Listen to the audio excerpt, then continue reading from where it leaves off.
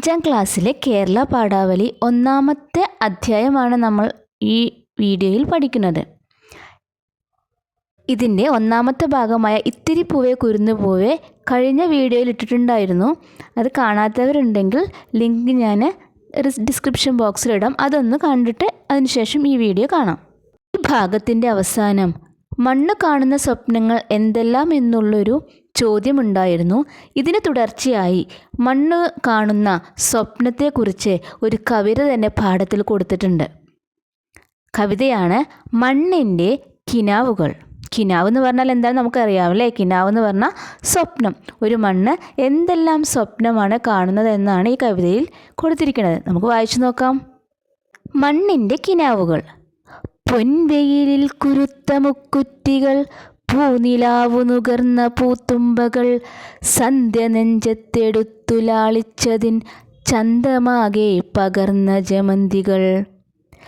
മഞ്ഞ നക്ഷത്രമെന്ന പോൽ വേലിയിൽ മഞ്ഞണിഞ്ഞു വിരിഞ്ഞ കോളാമ്പികൾ, കാറ്റിലേക്കു സുഗന്ധമെല്ലായ്പ്പോഴും ചേറ്റി നിൽക്കും പനി നീർമലരുകൾ. രാത്രി പെറ്റ കുരുക്കുത്തി മുല്ലകൾ, രാജമുദ്രയണിഞ്ഞ ചെന്താരുകൾ, ഭൂമി ചാർത്തിയ കുങ്കുമപ്പൊട്ടുപോൽ തൂമയേറിയിടും വാടാമലരുകൾ. വളരെ രസകരമായിട്ടുള്ളൊരു കവിതയാണല്ലേ. ഈ കവിതയിൽ എന്തിനെക്കുറിച്ചിട്ടൊക്കെയാണ് പറഞ്ഞിരിക്കുന്നത്? കുറേ പൂക്കളെക്കുറിച്ചും അല്ലേ അവരുടെ ഭംഗിയെക്കുറിച്ചൊക്കെ പറഞ്ഞിട്ടുണ്ട്. ഇവിടെ എന്തിനെക്കുറിച്ചൊക്കെയാണ് പറഞ്ഞിരിക്കുന്നത് നോക്കാം അല്ലേ. പൊൻവെയിലിൽ കുരുത്ത മുക്കുറ്റികൾ. മുക്കുറ്റിപ്പൂവിൻ്റെ കളർ എന്താ കളറ്? മഞ്ഞ കളറ്. പൊൻവെയിലിൻ്റെ കളർ എന്താ? മഞ്ഞ. അപ്പോൾ പൊൻവെയിലിനോട് ഉപമിച്ചിരിക്കുകയാണ് മുക്കുറ്റിയെ. പൂനിലാവ് നുകർന്ന പൂത്തുമ്പകൾ. തുമ്പപ്പൂവിൻ്റെ നിറം എന്താണെന്ന് പറഞ്ഞേ? നല്ല വെളുത്ത നിറം അല്ലേ. അപ്പോൾ വൈകുന്നേരം നല്ല പൂനിലാവൊക്കെ വരുമ്പോൾ നമ്മൾ ചന്ദ്രൻ എങ്ങനെയായിരിക്കും? നല്ല വെളുത്തായിരിക്കും അല്ലേ. അപ്പം തുമ്പപ്പൂവിൻ്റെ കൂടെ എന്തിനോടാണ് ഉപയോഗിച്ചിരിക്കുന്നത്? പൂനിലാവ്. സന്ധ്യാസമയത്ത് എന്തായിരിക്കും നമ്മുടെ അന്തരീക്ഷത്തിൽ കളറ്? നല്ലൊരു ചുവന്ന കളറ് അല്ലേ. ഓറഞ്ച് കളർന്ന ചുവന്ന കളറായിരിക്കും ഉണ്ടാവുക. സന്ധ്യ നെഞ്ചത്തെടുത്തു ലാളിച്ചതിൻ ചാന്തമാകെ പകർന്ന ജമന്തികൾ. അവിടെ ജമന്തി പൂവിനെ എന്തോടാണ് ഉപയോഗിച്ചിരിക്കുന്നത്? നല്ല സന്ധ്യ സമയത്ത് ഉണ്ടാവുന്ന കളറ് ആ പൂവിലേക്ക് കൊടുത്തിരിക്കുകയാണെന്നാണ് പറഞ്ഞിരിക്കുന്നത്. അടുത്ത വരി നോക്കാം. മഞ്ഞ നക്ഷത്രം എന്ന പോൽ വേലിയിൽ മഞ്ഞണിഞ്ഞു വിരിഞ്ഞ കോളാമ്പികൾ. കോളാമ്പി പൂക്കൾ കണ്ടിട്ടുണ്ടോ നിങ്ങൾ? വേലിയിലൊക്കെ ഉണ്ടാവും അല്ലേ കോളാമ്പിപ്പൂക്കൾ. കോളാമ്പിപ്പൂവിൻ്റെ നിറം എന്താണ്? മഞ്ഞയാണ് അല്ലേ. മഞ്ഞ നക്ഷത്രം പോലെ. നക്ഷത്രം കാണുമ്പോൾ നമുക്ക് എങ്ങനെ ഉണ്ടാവുക? നക്ഷത്രം പോലെ 5 ഇതിലുള്ള പൂവായിരിക്കും കോളാമ്പിപ്പൂക്കൾ. കണ്ടിട്ടുണ്ടാവും നിങ്ങൾ. കാറ്റിലേക്കു സുഗന്ധമെല്ലായ്പ്പോഴും ചേറ്റി നിൽക്കും പനിനീർ മലരുകൾ.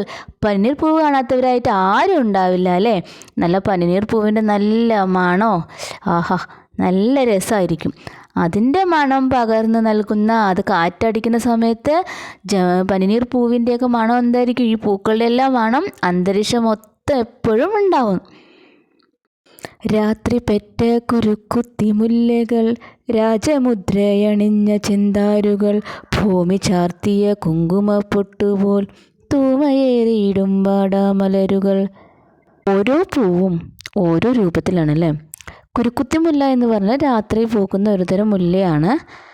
രാജമുദ്രയണിഞ്ഞ ചെന്താരുകൾ. കൃഷ്ണകിരീടം കണ്ടിട്ടുണ്ടാവും. രാജാവിൻ്റെ കിരീടം പോലെയുള്ള രൂപത്തിലാണ്, ചുവന്ന നിറത്തിലുള്ള പൂവാണ് ചെന്താരുകൾ. ഭൂമി ചാർത്തിയ കുങ്കുമപ്പൊട്ടുപോൽ തൂമയേറിടും വാടാമലരുകൾ. തൂമ എന്ന് പറഞ്ഞാൽ ഭംഗി, നല്ല ഭംഗിയുള്ള വാടാമല്ലി പൂക്കൾ. അപ്പോൾ ഏതൊക്കെ പൂക്കളെ കുറിച്ചിട്ടാണ് ഇവിടെ പറഞ്ഞിരിക്കുന്നത്? മുക്കുറ്റി, ജമന്തി, കോളാമ്പിപ്പൂവ്, പനിനീർ പൂവ്, മുല്ല, ചെന്താമര, വാടാമല്ലി ചെടികൾ. ഈ കവിതയുടെ ബാക്കി നോക്കാം. പൂക്കൾ എത്രയോ പൂക്കളി ഭൂമിതൻ, മക്കളായി പിറക്കുന്നു നിത്യവും. നീലവാനം മിഴികളിലുള്ളവർ, നീർക്കണങ്ങളാൽ മാല ചാർത്തുന്നവർ. ഏതു ചൂടിലും വാടാതെ നിൽപ്പവർ, ഏതിരുട്ടിലും മന്ദഹസിപ്പവർ.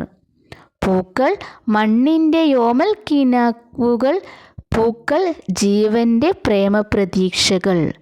ഇവിടെ പറഞ്ഞിരിക്കുന്നത് ഭൂമിയിൽ വിടരുന്ന ഓരോ പൂക്കളും ഭൂമിയുടെ മക്കളായിട്ടാണ് കാണുന്നത്.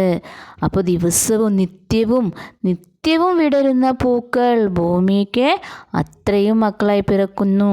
നീലവാനം മിഴികളിലുള്ളവർ, നീർക്കണങ്ങളാൽ മാല ചാർത്തുന്നവർ. നമ്മളുടെ നീലാകാശമല്ലേ ഈ ചെടികൾക്കും മരങ്ങൾക്കും എല്ലാം വളരാൻ ആവശ്യമായിട്ടുള്ള എന്ത് വേണം? വെള്ളം വേണം. ഈ വെള്ളം കൊടുക്കുന്നത് ആരാ? നീലവാനം. അതെങ്ങനെ കൊടുക്കുന്നു എന്നാ പറയണേ? നീർക്കണങ്ങളാൽ. നീർന്ന് പറഞ്ഞാൽ എന്താ? വെള്ളം മഴയുടെ രൂപത്തിൽ ഓരോ ജീവജാലങ്ങൾക്കും ആവശ്യമായിട്ടുള്ളത് കൊടുക്കുന്നു. ഏത് ചൂടിലും വാടാതെ നിൽപ്പവർ, ഏതൊരുട്ടിലും മന്ദഹസിപ്പവർ. പൂക്കൾ എങ്ങനെയാണ്?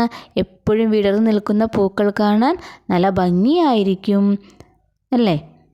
അതുപോലെ തന്നെ ഏത് ഇരുട്ടിലാണെങ്കിലും ആ പൂക്കൾ കാണുമ്പോൾ എന്ത് ഭംഗിയാലും നല്ല ചിരിച്ചു നിൽക്കുന്നത് പോലെ നമുക്ക് തോന്നും.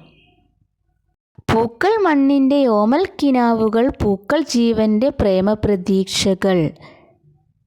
പി മധുസൂദനൻ സാറിൻ്റെ ഭൂമി പടരുന്ന ശീലുകൾ എന്ന കവിതയിൽ നിന്നും എടുത്തിട്ടുള്ള കുറച്ച് ഭാഗങ്ങളാണ് ഈ മണ്ണിൻ്റെ കിനാക്കൾ എന്ന കവിത. ഈ കവിത എല്ലാവർക്കും ഇഷ്ടമായെന്ന് വിശ്വസിക്കുന്നു. വളരെ രസമുള്ള കവിതയായിരുന്നു അല്ലേ ഇത്? ഇനി അടുത്ത ഭാഗങ്ങൾ നോക്കാം നമ്മൾക്ക്. ഈണത്തിൽ താളത്തിൽ. നമ്മളുടെ ഈ കവിത നല്ല രീതിയിൽ ഈണത്തിൽ ചൊല്ലാനാണ് പറഞ്ഞിരിക്കുന്നത്, നിങ്ങൾ ഗ്രൂപ്പായിട്ട് അവതരിപ്പിക്കാൻ. അതിനുശേഷം പൂക്കളെ പരിചയപ്പെടാം. ഈ കവിതയിൽ ഏതെല്ലാം പൂക്കളെ കുറിച്ചാണ് പറഞ്ഞിരിക്കുന്നത്? അവയുടെ വർണ്ണചിത്രം ചുവടെ കൊടുത്ത കളങ്ങളിൽ വരച്ച് പേരെഴുതുക. നിങ്ങളെല്ലാം നന്നായി വരയ്ക്കുന്ന കുട്ടികളല്ലേ, അപ്പം നിങ്ങളുടെ പാഠഭാഗത്ത് നല്ല പൂക്കളുടെ പറഞ്ഞിരിക്കുന്ന പൂക്കളുടെ എല്ലാം ചിത്രം വരച്ച് അതിൻ്റെ പേരെഴുതണേ. നോട്ട് പുസ്തകത്തിൽ 1-2 പേജ് നിറയെ പൂക്കളുടെ ചിത്രം വരച്ച് നിറം കൊടുക്കാനും പറഞ്ഞിട്ടുണ്ട്. അപ്പോൾ അതെല്ലാ കുട്ടികളും നല്ല രീതിയിൽ ചെയ്യണം കേട്ടോ. കവിതയുമായി ബന്ധപ്പെട്ട കുറച്ച് ആക്ടിവിറ്റികൾ കൂടിയുണ്ട്, നോക്കാം. നമുക്ക് പൂക്കളാകാം. പൂക്കളുടെ പേരുള്ള കുറച്ച് ഗ്രൂപ്പുകളായിട്ട് കുട്ടികളെല്ലാവരും കൂടെ മാറുക. എന്നിട്ട് ഓരോ ഗ്രൂപ്പിനും ഓരോ പൂവിൻ്റെ പേരിടുക. ആ ഗ്രൂപ്പിലുള്ള കുട്ടികൾ ഏത് പൂവാണോ കിട്ടിയത് അതിൻ്റെ സവിശേഷതയെക്കുറിച്ച് അവതരിപ്പിക്കാനാണ് പറഞ്ഞിരിക്കുന്നത്. ഓർത്തു ചൊല്ലാം. കവിതയിൽ ആദ്യം പറഞ്ഞത് ഏത് പൂവിനെ കുറിച്ചാണ്? കൂട്ടുകാർ പറഞ്ഞ ഏത് പൂവിനെ കുറിച്ചിട്ടാണ് പറഞ്ഞിരിക്കുന്നത്? മുക്കുറ്റി. അടുത്ത നോക്കാം. പൂക്കളോടൊപ്പം. പൂക്കൾ മണ്ണിൻ്റെ ഓമൽ കിനാവുകൾ, പൂക്കൾ ജീവൻ്റെ പ്രേമപ്രതീക്ഷകൾ. പൂക്കളെക്കുറിച്ച് കവിതയിൽ പൊതുവായി പറയുന്ന കാര്യങ്ങൾ കണ്ടെത്തി എഴുതാൻ പറഞ്ഞിട്ടുണ്ട്. നോക്കാം നമുക്ക്. പൂക്കൾ ഭൂമിയുടെ മക്കളാണ്.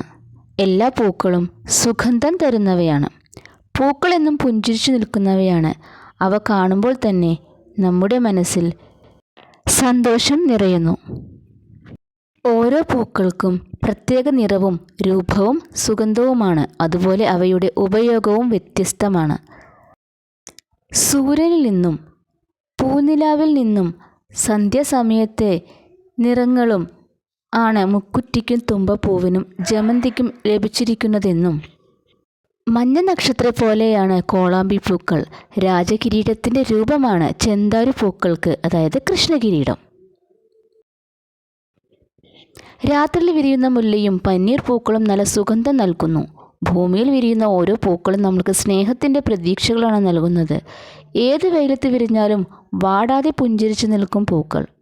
ഇതാണ് ഈ കവിതയിൽ പൂക്കളെക്കുറിച്ച് പൊതുവായി പറയുന്നത്. ഇനി അടുത്ത ഭാഗത്തിലേക്ക് പോവാം. ആസ്വാദനക്കുറിപ്പിലേക്ക്. മണ്ണിൻ്റെ കിനാവുകൾ എന്ന കവിത ഇഷ്ടമായല്ലോ. നിങ്ങൾ മനസ്സിലാക്കിയ കാര്യങ്ങൾ ഉൾപ്പെടുത്തി താഴെ കൊടുത്ത മനോപാഠം പൂർത്തിയാക്കുക. നമുക്ക് അതിലേക്ക് പോകാം. മനോപാഠത്തിൽ എന്തൊക്കെ കൊടുത്തിരിക്കുന്നത് നോക്കാം. കവിതയുടെ പേര്, കവിയെക്കുറിച്ച്, നിങ്ങൾക്കിഷ്ടപ്പെട്ട വരികൾ, പ്രധാന ആശയങ്ങൾ, സവിശേഷ പദങ്ങളും പ്രയോഗങ്ങളും, സമാന ആശയമുള്ള മറ്റു കവിതകളിലെ വരികൾ. കവിതയുടെ പേര് മണ്ണിൻ്റെ കിനാവുകൾ. പി മധുസൂദനൻ. കുട്ടികളിൽ ശാസ്ത്രബോധം വളർത്താൻ ഉതകുന്നതായിരുന്നു അദ്ദേഹത്തിൻ്റെ കുഞ്ഞു കവിതകൾ. പ്രപഞ്ചവും കാലവും, അതിനപ്പുറം എന്താണ്, മുക്കുറ്റിപ്പൂവിൻ്റെ ആകാശം, ഞാനിവിടെയുണ്ട്, ഭൂമി പാടുന്ന ശീലുകൾ എന്നിവയാണ് അദ്ദേഹത്തിൻ്റെ കൃതികൾ. അടുത്തതായി ഈ പാഠത്തിലെ കുറച്ച് പദങ്ങളും പ്രയോഗങ്ങളും നമുക്ക് നോക്കാം. രാജമുദ്രയണിഞ്ഞ ചെന്താരുകൾ, പൊൻവേലിൽ കുരുത്ത മുക്കുറ്റികൾ, കുങ്കുമപ്പൊട്ടുപോലെ വാടാമലരുകൾ, പൂക്കൾ ഭൂമിതൻ മക്കൾ, നീർക്കണങ്ങളാൽ മാല ചാർത്തുന്നവർ, പൂക്കൾ ജീവൻ്റെ പ്രേമപ്രതീക്ഷകൾ. ഇനി ഈ പാഠത്തിലെ പ്രധാന ആശയങ്ങൾ നോക്കിയാലോ. പൂക്കളെല്ലാം ഭൂമിയുടെ മക്കളായി കരുതുന്നു. ഓരോ പൂവിനും നിറവും ആകൃതിയും നൽകുന്നത് പ്രകൃതി തന്നെയാണ്. നീലാകാശം ചെടികൾക്ക് ജലഗണങ്ങൾ നൽകുന്നു. ഏത് ചൂടിലും പൂക്കൾക്ക് വാടാതെ നിൽക്കാനും കഴിയുന്നു. ഇതേ കവിതയുടെ സമാനാശയമുള്ള മറ്റൊരു കവിത കേട്ടു നോക്കാം. നീല നിറത്തിൽ കാക്കപ്പൂ, മഞ്ഞ നിറത്തിൽ ബന്ദിപ്പൂ, വെള്ള നിറത്തിൽ അരളിപ്പൂ, ചന്തമേറും ആമ്പൽപ്പൂ. ഈ കവിതയിൽ എനിക്ക് ഏറ്റവും ഇഷ്ടമുള്ള അർത്ഥവത്തായ വരികളാണ്: പൂക്കൾ മണ്ണിൻ്റെ യോമൽ കിനാവുകൾ, പൂക്കൾ ജീവൻ്റെ പ്രേമപ്രതീക്ഷകൾ. ഇനി ഇതിൻ്റെ അടുത്ത ഭാഗം നോക്കാം. നമ്മൾ മുകളിൽ തയ്യാറാക്കിയ മനോപടത്തിൻ്റെ സഹായത്തോടെ ഈ കവിതയെക്കുറിച്ച് ഒരു ആസ്വാദനക്കുറിപ്പ് തയ്യാറാക്കുക എന്നതാണ്. ആസ്വാദനക്കുറിപ്പ്: മണ്ണിൻ്റെ കിനാവുകൾ. പി. മധുസൂദനൻ്റെ ഭൂമി പാടുന്ന ശീലുകൾ എന്ന കവിതയിൽ നിന്നും എടുത്ത വരികളാണ് മണ്ണിൻ്റെ കിനാവുകൾ എന്ന ഈ കവിത. കുട്ടികളിൽ ശാസ്ത്രബോധം വളർത്തുന്ന രീതിയിലുള്ള കവിതകളാണ് കവിയുടെ കുഞ്ഞു കവിതകൾ. വളരെ അർത്ഥവത്തായ കവിതയാണ് മണ്ണിൻ്റെ കിനാവുകൾ. ഇതിലൂടെ കവി പലതും ചൂണ്ടിക്കാട്ടുന്നു. മണ്ണ് കാണുന്ന സ്വപ്നങ്ങളാണ് ഒരു കവിതയുടെ രൂപത്തിൽ കൊടുത്തിരിക്കുന്നത്. ഭൂമിയിൽ വളരുന്ന മരങ്ങളും ചെടികളും അവയിൽ വിരിയുന്ന പൂക്കളും ഭൂമിയുടെ സ്വന്തം മക്കളായിട്ടാണ് കരുതുന്നത്. ഭൂമിയിൽ വിവിധ തരത്തിലുള്ള ചെടികളും മരങ്ങളുമുണ്ട്. അവ പല രൂപത്തിലും നിറത്തിലും മണത്തിലുമായിരിക്കും ഉള്ളത്. ഇവിടെ ഉപയോഗത്തിലും വ്യത്യസ്തമായിരിക്കും. ഓരോ പൂക്കൾക്കും നിറവും ആകൃതിയും മണവും നൽകുന്നത് പ്രകൃതി തന്നെയാണ്. ഇതെല്ലാം അവയുടെ ഭൂമിയിലെ നിലനിൽപ്പിന് യോജിച്ചതായിരിക്കും. ഇവയുടെ വളർച്ചയ്ക്ക് ആവശ്യമായ ജലം നീലാകാശം നൽകുന്നു. ഏത് സമയത്ത് വിരിയുന്ന പൂവാണെങ്കിലും അത് വളരെ പുഞ്ചിരിച്ചു കൊണ്ടിരിക്കുന്നതായി പറയുന്നു. ഒരു പൂവ് വിരിഞ്ഞു കഴിഞ്ഞാൽ കുറച്ച് സമയം കഴിയുമ്പോൾ അത് വാടിപ്പോകും. എങ്കിലും ആ ചെടിയിൽ വീണ്ടും പൂവ് വിരിയും. ഇത് നമ്മൾ ഓരോരുത്തരും ജീവിതത്തിൽ പകർത്തേണ്ടതാണ്. നമ്മുടെ ജീവിതത്തിൽ പല പ്രശ്നങ്ങളും വരുമ്പോഴും വീണ്ടും വീണ്ടും ചെടികൾ പൂക്കുന്നത് പോലെ തളരാതെ വീണ്ടും മുന്നോട്ട് പോകാൻ ശ്രമിക്കണം. എനിക്കിതിൽ ഏറ്റവും ഇഷ്ടപ്പെട്ട വരികൾ എന്ന് പറയുന്നത്: പൂക്കൾ മണ്ണിൻ്റെ ഓമൽ കിടാവുകൾ, പൂക്കൾ ജീവൻ്റെ പ്രേമ പ്രതീക്ഷകൾ. കാരണം എന്നും നമ്മൾ പൂക്കൾ കാണുമ്പോൾ എല്ലാവർക്കും ഒരു പ്രതീക്ഷ ലഭിക്കുന്നു. ഈ മലയാളം ക്ലാസ് എല്ലാവർക്കും ഇഷ്ടമായോ? എങ്കിൽ 5ാം ക്ലാസ്സിലെ എല്ലാ വിഷയങ്ങളുടെയും ക്ലാസ്സുകൾ നിങ്ങൾക്ക് ഇതുപോലെ ലഭിക്കുന്നതായിരിക്കും. അത് കാണുന്നതിന് വേണ്ടിയിട്ട്, അത് കറക്റ്റായിട്ട് കിട്ടുന്നതിന് വേണ്ടിയിട്ട് ചാനൽ സബ്സ്ക്രൈബ് ചെയ്യാൻ മറക്കരുത്. Thank you.